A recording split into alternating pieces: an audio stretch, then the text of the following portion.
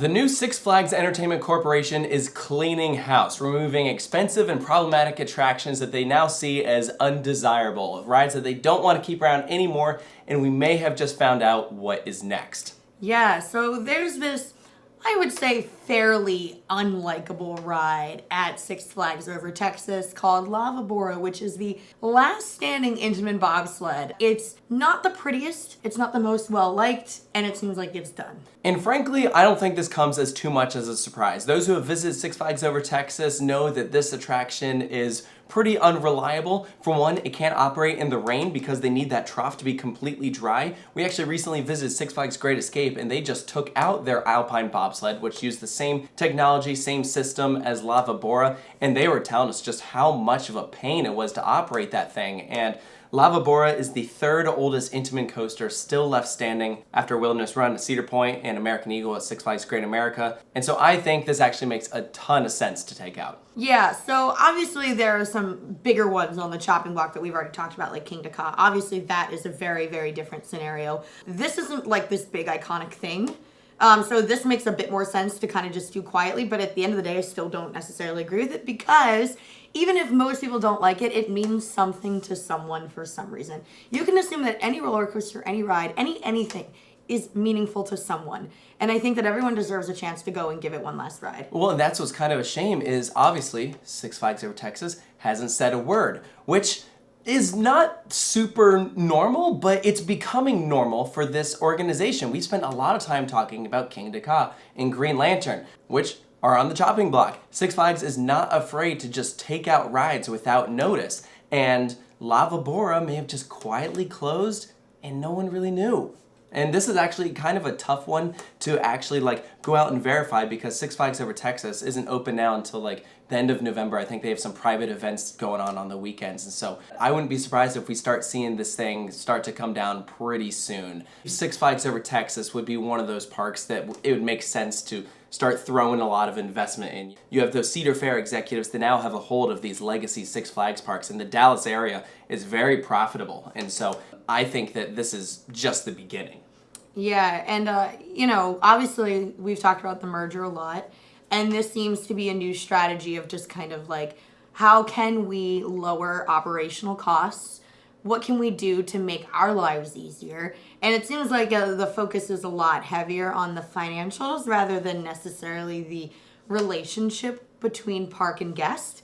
I think that, yes, they will save money with all of these changes, but I think that they will lose the respect and trust of a lot of their guests who feel like they've been kept from the truth and not really given ample opportunity to say goodbye to attractions, like we said, that they might care about. And I think that this will, over the long term, potentially hurt the company because while some of these rides might be draining their financials, the money that they would be recuperating is from loyal guests, not necessarily one-time visitors, but repeat guests, people that keep coming back. Yeah. So if you're upsetting your loyal customers, I don't know, I feel like that could hurt them in the long run. Yeah, absolutely.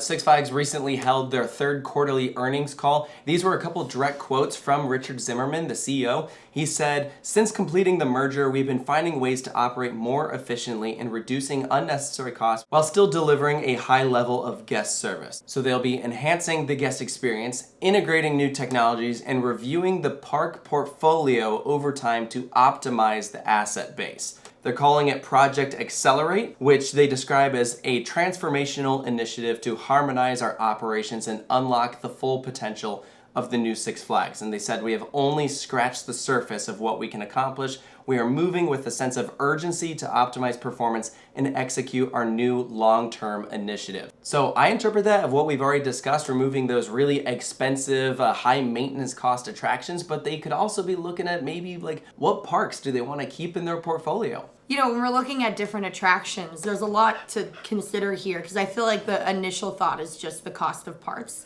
and replacing things. But you also have to think about how much they pay for maintenance people to work on these problematic rides. So talking back about King Ka, they have a full crew that works every night overnight. That is extremely draining financially. Plus, you have operators that you pay to come in and you have to pay them for a certain amount of time. At least that's how it is at most businesses. I'd be shocked if it was different with this.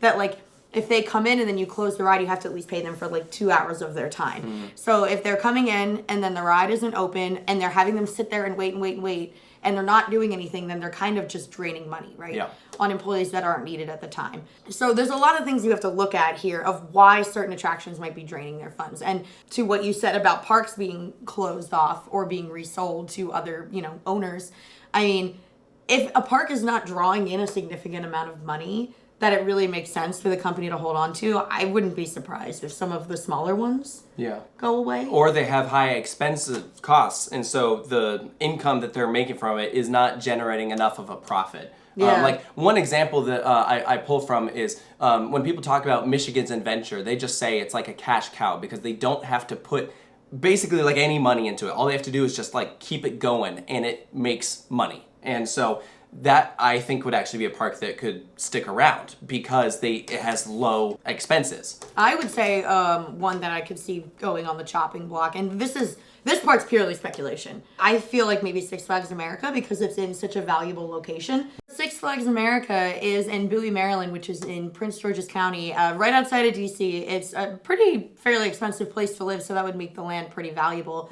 Given that there's a lot of competition, like within like an hour or two of there, I wouldn't be shocked if this was one of the ones that they were like, oh, this might not be worth it. And they've also had some issues with like guest behavior, which a lot of the parks have had, don't get me wrong. But I feel like I've heard more stories coming out of this park than some of the others. Yeah. I don't know if they would sell it to someone who would take better care of it, that would put it more at the forefront instead of being more of like an afterthought. That'd be nice. Or if they would just say goodbye to it and relocate some of the rides. Like Geauga Lake. Yeah. I don't know. Again, just keep your eye on some of the other maybe lesser parks in the chain because there's a huge portfolio. Some are obviously going to stick around, but others I feel like are a bit of a question mark. But again, a whole nother subject for a different video. We're going to focus on rides that we think could be on the chopping block. And everything we're about to say here is not us claiming anything as fact. There's a difference between speculation and talking about like inklings of things that you've heard and talking about things that you know for a fact. So the first two that come to mind are actually in the same park as Lava Bora, Mr. Freeze and Shockwave. And I put those on here for two completely different reasons. Mr. Freeze, I know, has very high operational costs and has been extremely problematic. I know it operates with a very high like electrical bill. It sucks like a lot of energy to keep that launch going. Well, it's not even open all day. Yeah, exactly. Because of that. They were limiting the hours that they would keep this attraction open for. Which can, you have guests coming in and they're getting frustrated that they can't ride certain rides at certain times of the day, which can lower guest satisfaction, which is another contributing factor. Yeah, and Shockwave, first I just want to say, I love both of these rides. I don't want either of these to close, but like I'm trying to wear a different hat here and think about, first of all, Six Flags has proven that they don't care about sentimental value. They are just like, you know what, we are willing to take it out if it saves us money. We don't really care who it affects, and King Dakar is a prime example of that. So at this point, I wouldn't say anything is off the table. So I think Shockwave, primarily because, one, we're dealing with a defunct manufacturer. I know Gerstlauer will do some service to them, but Schwarzkopf's also are in an interesting position where there has been a lot of incidents on several over the past couple of years that I think about the lawyers and the liability, how they could point to past accidents on other Schwarzkopf attractions and say, why are you keeping these around when there are known problems elsewhere? And honestly, I think that same goes for like King Dakar. One of the reasons why they could be closing that, they're like, well, Top Thrill Dragster had this accident and almost killed someone. Why are you keeping an almost identical ride open? And yeah, because now Cedar Fair is a part of Six Flags. Exactly. They probably weren't saying that back when they were in two different companies, but now these lawyers are looking at this huge portfolio, and so I think they're looking at the legacy Six Flags parks and just picking out what attractions might be not worth keeping around or might have really high insurance costs. Again, this is just pure speculation, but I wouldn't be surprised if they are taking a look at some of the other Schwarzkopfs in the chain. I think Mindbender as well. Another one that just got a refurb. Yep, but also runs very uncomfortably, and I don't know how much guests really like it. Yeah, that one has really kind of dropped, I feel like, in guest satisfaction. I would much rather see Mindbender closed than Shockwave. Yeah. A couple other attractions that come to mind, some of the rides at Six Flags Magic Mountain. I've mentioned Superman. I think that thing is like running on borrowed time. I would not be surprised if that is next, like following Lava Bora and the rides at Great Adventure. I just think Superman is not worth the costs. It's not even all that amazing of a ride experience, and it's rarely open as is. Yeah, I mean, in the few times that I visited, I think it was open one of the times that I went. Yeah.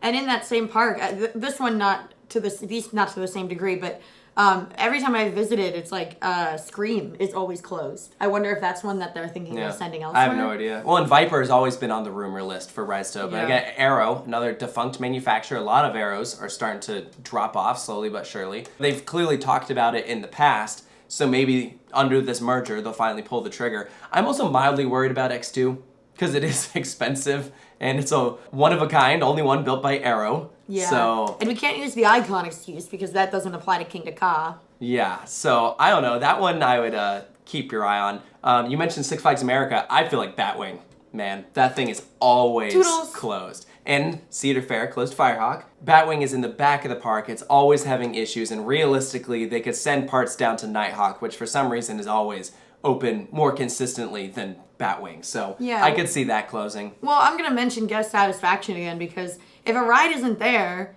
then guests can't be upset that they don't get to ride it. And you can't assume that every guest that walks in has like an extensive knowledge of the park, right? Not everyone's an enthusiast or an avid park goer.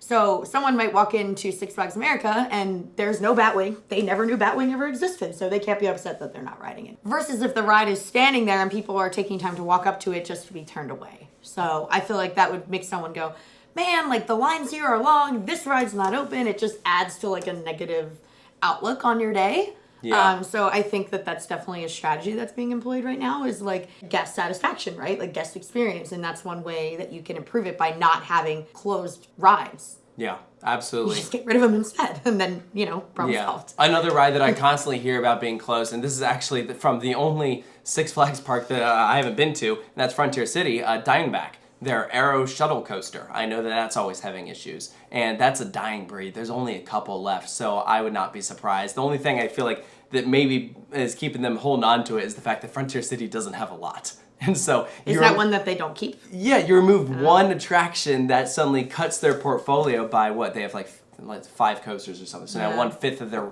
major rides are gone. That's a big hit versus Great Adventure. Granted, you're taking out these huge rides, but at least they have a lot of them. Yeah. I like the last one on this list. We obviously have notes. That way we make sure we cover everything. You wrote Ninja Six Flags St. Louis. Don't know if it's problematic, but it sucks. Yeah. That makes me laugh. Hey, listen, if you're going to take out rides that are not well received, then I could see Ninja Six Flags St. Louis going. I never even wrote it. It wasn't open. It was closed when I went. Yeah, that's fair. So was the boss. So is the boss. I don't think the boss is going anywhere, though. Yeah, that's fair. So, I don't know. Just some food for thought. I think that these are attractions to keep your eye on. If anything, this new Six Flags is going in a direction where they have a very specific goal in mind of a standard that they want to bring a lot of these parks up to. Very aggressive mindset. Yes. Well, it's no secret that the Cedar Fair parks are overall nicer. Mm-hmm. And so I think that's why they're particularly targeting some of these legacy Six Flags parks of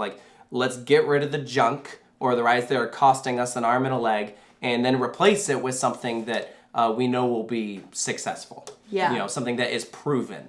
It's kind of like, you could go to the store, you can go to Walmart and buy a $10 pair of boots, and they're not going to be the most comfortable. They're not going to last you super long, but you spent less on them, which is nice. Or you can take the approach of, I'm going to spend $100 on a pair of boots, and they're going to last me for 5 years, and they're not going to hurt my feet. And I think it's kind of the two different mindsets where for Six Flags, it's kind of just get the cheap boots. If it's not the most comfortable and it doesn't last that long, at least we have them. Whereas Cedar Fair is sort of implementing let's get the nice boots. Yeah. So I feel like that's sort of the changing mindset. And obviously there are going to be losses that suck. King Ka, if you've watched our video of us doing our last rides, I was a mess. Oh, it was heartbreaking. Cried a lot. But I do get the thought process, even if I don't agree with the way that they're going about it. If anyone from the new Six Flags upper management is watching this, my encouragement would be to at least give a notice. Communicate. When you're closing a ride. Guests like to know what is going on. They don't want to play a guessing game. And if any of the rides that we've mentioned or others that we might have missed are on the radar for closure in the near future, I would hope that we are at least given notice so that those who want to go get one last ride can have the opportunity to do so, instead of a bunch of enthusiasts trying to warn everyone to go get their last rides in and people having to question whether what they're saying is real or not because the park is being stone cold silent. So let us know down in the comments below what you think of everything that we've discussed in this video, and of course make sure to stay tuned for more here at Coaster Studios, and we'll see you next time.